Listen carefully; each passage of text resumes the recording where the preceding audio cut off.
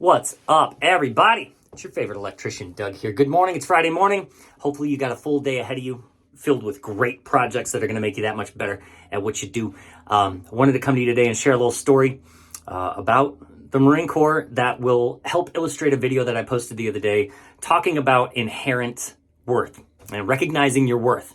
And this story kind of delves into the concept of thinking outside the box. And so what I'm trying to impress upon you with this story is that even if you're not the traditional version of something, say you're an electrician and you might not be your traditional version of it, and you might think less of yourself, I'm just not like these guys, blah, blah, blah. Same with the conversation the other day of recognizing your inherent worth. You've also got to recognize the other skills that you bring to the table outside of the traditional skills. And this story is going to illustrate it. When I was in Marine Corps boot camp, I enlisted in the Marine Corps when I was 17 and went in to the infantry. And in boot camp, this one time at boot camp, a lot of the training that we would do, was around close combat. And you've seen people do it before. They fight with pugil sticks, which look like big, Q-tips for your ears. And what we're doing there is we're practicing a scenario where you're out of ammunition and you have to fight with your rifle using the bayonet and the butt. And that's what the pugil sticks are really all about. We're not training to go on to American Gladiator. That show got canceled a long time ago. It's training for when you're out of ammunition. And when I was in boot camp, I just turned 18. I weighed like 140 pounds, soaking wet. I was super skinny. And during boot camp, there were 6 different interactions where we had to face off with random other people in different platoons and battle them with pugil sticks. You didn't know who the person was. You both had pads on, so you really couldn't see who you were battling, and that was kind of the idea. So I wanted to tell you a story about this one instance that I had because I was so skinny and there were a lot of people in the Marine Corps that were more muscular than me, more athletic than me, for sure. And I was worried about that going in because it was like, how am I going to compete? And here's what I learned about myself, and this can hopefully apply to you in the trades on a daily basis. I had this one instance where here was the battle scene. We had to fight inside of a wooden octagon that the Marine Corps built on our training grounds in San Diego. And the way that it worked is this octagon had 2 entrances, one on either side of the octagon. And so we formed 2 long lines. And one line was on this side of the octagon, one line was on this side of the octagon. So you could look across at the other line, count the number back where you were, and see kind of who you were paired up against. That's what I did anyway. Because I was nervous. I'm about to go do battle with somebody. I don't even know who this guy is, right? Is he going to whoop my ass? I don't know. Maybe. I'm 145 pounds soaking wet.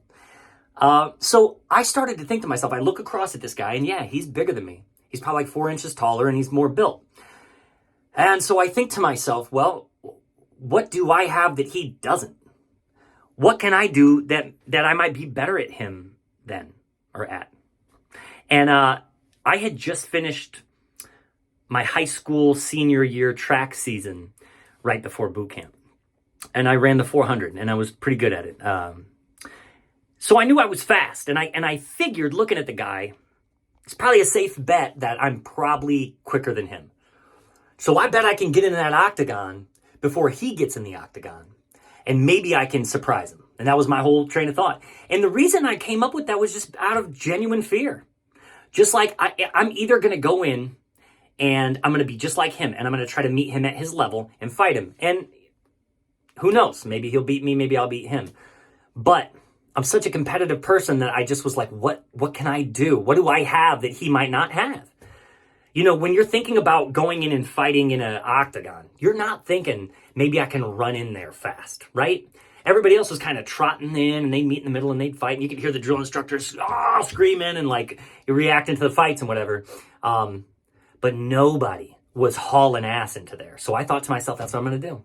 I am going to sprint into this octagon, and by the time he turns the corner, I'm going to be there waiting for him. And that's exactly what I did. We got our pads on. I dug my ball of my right foot in the ground, and they blew the whistle, and I ran as fast as I could with my pugil stick helmet on, into this octagon. And when I turn the corner inside the octagon, now I can see the interior. He's not there yet, but I can see there's a hallway that he's running up. I can see his shadow coming up the hallway, and he's trotting up. And so I ran across the octagon, and I left my feet with my pugil stick out in front of me. And right when he turned the corner, I just blasted him in his chest and knocked him against the wall. And the drill instructors were like, ah, they're masturbating or whatever. You know what I mean? They probably weren't doing that, but they were way stoked. And it was a best 2 out of 3. But because I did that, it shook him. And it was easy enough to finish him off with another round. I got 2 hits to none on that one. And I'm not doing that to brag.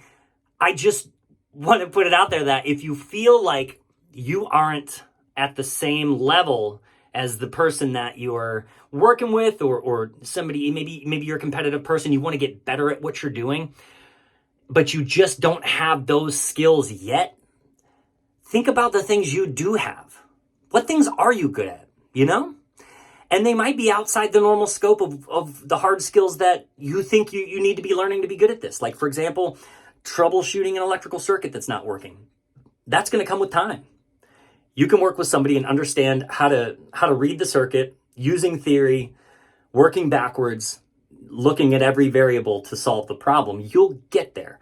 But if you're not there yet, what are some of the things that you are good at that can contribute to the team at this point in time while you learn? And that's the whole point. That's the whole point of that story, is that, you know, sometimes we're not where the other people are, but that doesn't make us invalid. We can still be functional and effective by thinking of our other skill sets. What are the other things that we bring to the table outside of this main skill set that can enhance this? Maybe like we said in other videos, you're just there and available. Maybe you're just asking, hey, how can I help next?